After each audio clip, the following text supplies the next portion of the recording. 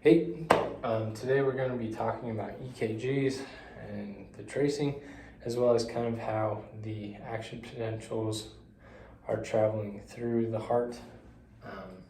So let's get right into it. First off, let's kind of look at what a normal EKG looks like. You've probably seen this a lot before in movies. You have that heartbeat up and down on that screen. So we're going to talk about that. First off, you're going to have a P wave, then a QRS complex, then a T wave. This P wave is what happens when you depolarize the atria. The atria are the two top chambers in your heart that pump it down into the ventricles. So when you depolarize that, that's what causes blood to pump into the ventricles. So when we depolarize, you pump it into the ventricles. Now we have blood in the ventricles. We fill the ventricles all the way. Now we enter into the QRS complex. This is where our ventricles, now filled with blood, will depolarize. And now because they're depolarized, they'll pump and shoot the blood up into the aorta or into the pulmonary artery. And yeah, so that's the depolarization of the ventricles. Then during this phase, you'll have a repolarization of the atria, but it's covered by the signal of the QRS complex. So you won't actually see the repolarization of atria, but it is there. And then for the ventricles themselves, I actually wrote that wrong. Repolarization of the ventricles happens with this T wave, and that's a little bit after that pump of your ventricles. So you'll have the P wave, the QRS complex, and then the T wave, and that's simply just showing us what's depolarizing and what is repolarizing, whether it be the atria or the ventricles. So that's pretty straightforward. Just to back up a little bit, an EKG or an electrocardiogram it measures electrical signal as it moves through the heart.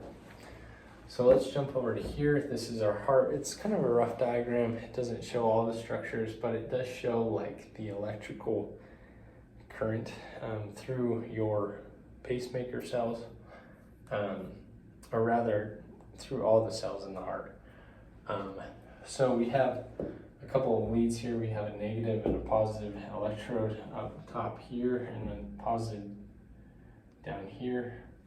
And I've drawn the SA node, the AV node, your Purkinje fibers, your bundle of His, etc., as well as a Bachman's bundle.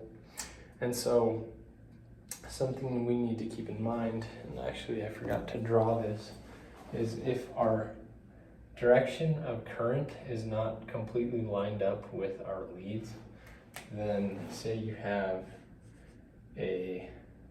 let's back up a little bit. Let's go to here to our cheat sheet of how our electrocardiogram is going to look. If we are traveling towards a positive lead with depolarization, then our graph is going to go positive. It's going to go up. With depolarization, it's the opposite. If we move away from that positive lead, then we're going to go negative. It's going to droop down. So anytime you're moving towards a positive, you'll go up. If you're moving away from it, you're moving towards the negative. With depolarization, that's going to be a negative droop.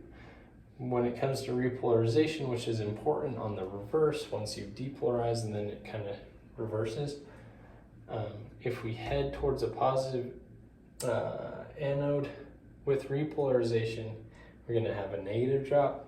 And with repolarization, if we head away from the positive, we'll have a positive. So it's kind of reverse on those two with repolarization. That comes very importantly with your T wave with repolarization of the ventricles, as well as like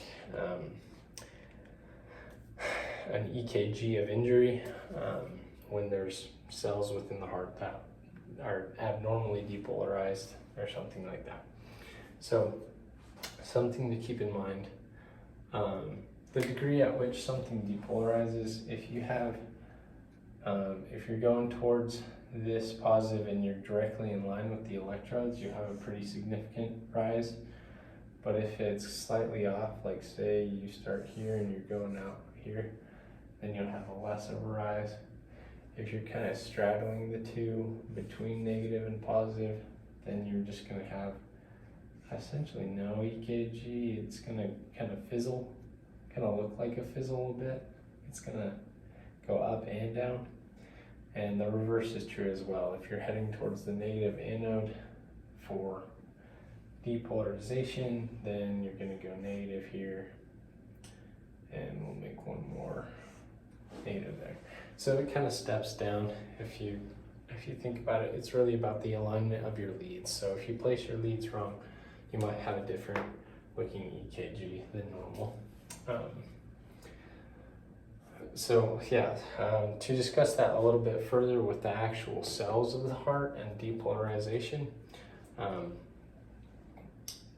your graph may not always go to completion here. You may have something that stops a little short like that. In this case, we depolarized all the way. We have positives inside the cell and negatives outside. If we were to switch that though and make these positive on the outside and negative on the inside, we'd only make it to like halfway through the depolarization on our EKG, and that's just graphing the progress of our electrical signal.